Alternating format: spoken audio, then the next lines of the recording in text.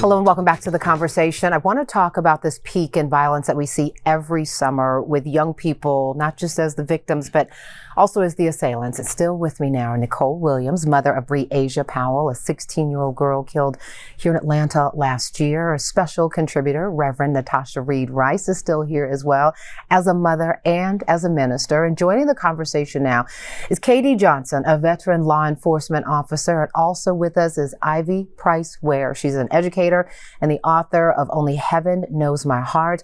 All of you say that there are steps that we can take to keep our sons and daughters safe, not just as school ends and, they're out more, but year round. Katie, I want to start with you because you have worked in law enforcement your entire adult life. Mm-hmm. You always say it starts at home.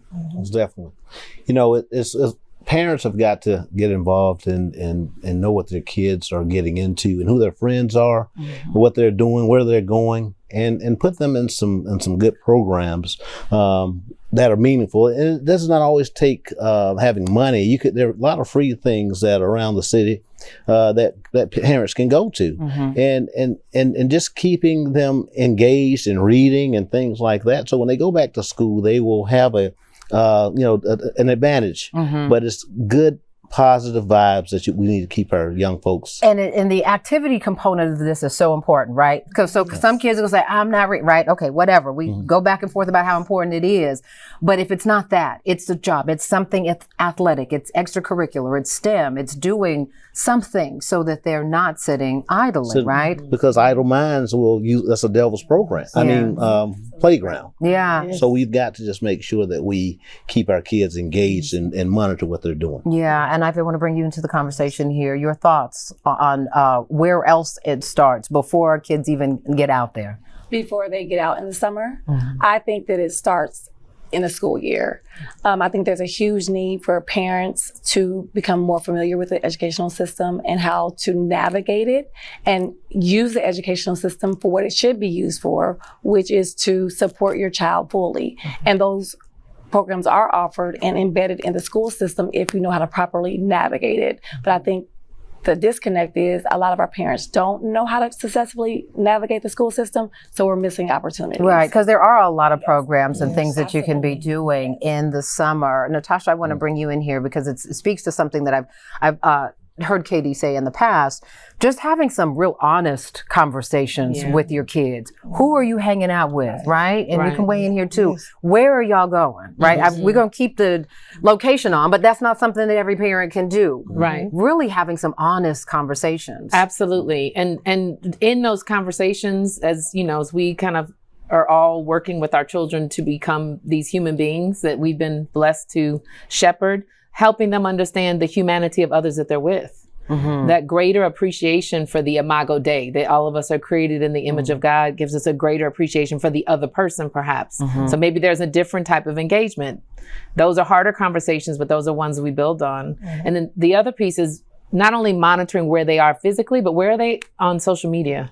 Yeah. Where are those messages? How is that dehumanizing human connection? Mm-hmm. So much so that what happens in reality is a video game. So it's so much easier to react violently because that's part of the game. You get 3 chances or whatever the games are. Right. But the game looks nothing like what reality looks like, right, Necole? It's nothing like it. Mm. What kind of conversations do you have just even with your other children and their friends about making sure, because Bre'Asia was the good girl, right? And people think, violence is just everybody's happened. No one should be shot and killed. But when we think about the parents who are trying to get our kids across the finish line, for you?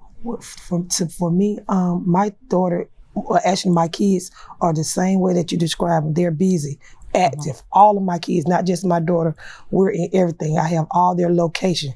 Whatever they're doing, they come to me. I have a bond with my kids because, where we from, you will want to have a bond with your kids because you don't know where they're going at all the time. I just wanted to say, no matter what, it's not my child that I have to keep protecting. I have to worry about other kids that's around her. Right. That village concept is so important. Katie, coming back to you, I know you've always emphasized to ask questions. If I didn't buy you those shoes, Yes, where'd they mother. come from? Yes. Exactly. If you don't have a job and you're coming in here with these fancy, eyewear and, headphones, be willing to ask the questions. And be willing to go in and toss the bedroom also, because as a parent, you have a right to go into that bedroom and check things out. So parents have got to take that opportunity to find out, as well as have conversations, and we have to set good examples. And that's one of the things, we're influenced by so much on television and friends. So we've got to teach our kids to make sure they understand right from wrong. Yeah. Ivy, to you, you talked about, sort of the connections with education and how this really is a bridge, right? All of the stakeholders have a role in this. From you and from your experience and the work that you do, working with girls, how different is the conversation, or is it really different with the conversations in terms of trying to make sure that they're socially aware of even the boys that you're hanging out with, the girls you're hanging out with? I think what I noticed with working with young girls, with me having some history myself and being okay with sharing that with young girls, because they want to hear real. Sometimes kids don't want to hear all what they should be doing, and you just showed up as a parent and said, okay, I need for you to do this, this, and this. But when I can tell young girls that I had 2 kids in high school and graduated and went on to college and still had 2 more kids and graduated at 24 with a master's, but I'm now in because I can tell them. Now, do I encourage young girls to do that? Absolutely not. But what I explain to them, regardless of what decisions you make, you want to be able to bounce back and make sure that you don't jump so far off the cliff that you can't climb back up the cliff.